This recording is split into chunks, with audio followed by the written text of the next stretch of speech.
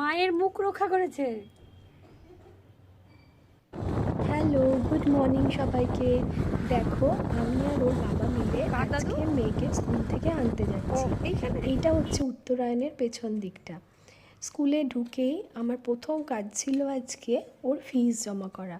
এই স্কুলটা আমার এত ভালো লাগে, শান্তিনিকেতনের একদম প্রাকৃতিক পরিবেশের মধ্যে তৈরি হয়েছে স্কুলটা।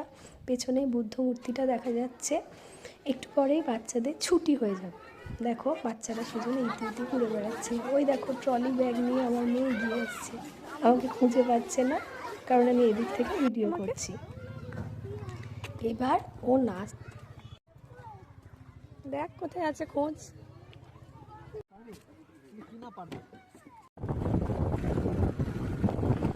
এবার আমরা যাচ্ছি সোনাঝুরির হাটের পাশ দিয়ে। তোমরা যদি কোনোদিন সোনাঝুরির হাটটাকে আরও কাছে থেকে দেখতে চাও আমাকে জানিও।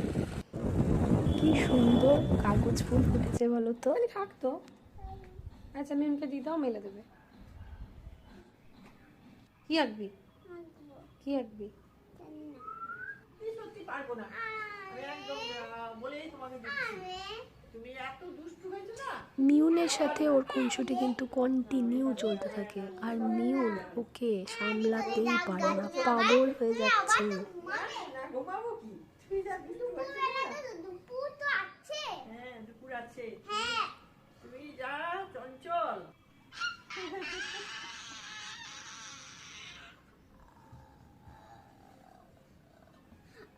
মহিলা।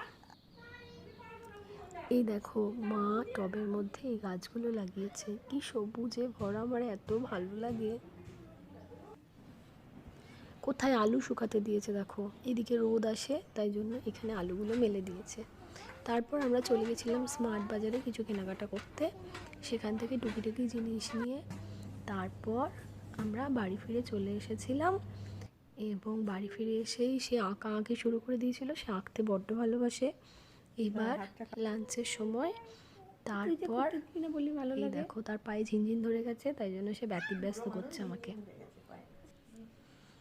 খাওয়া দাওয়া শেষে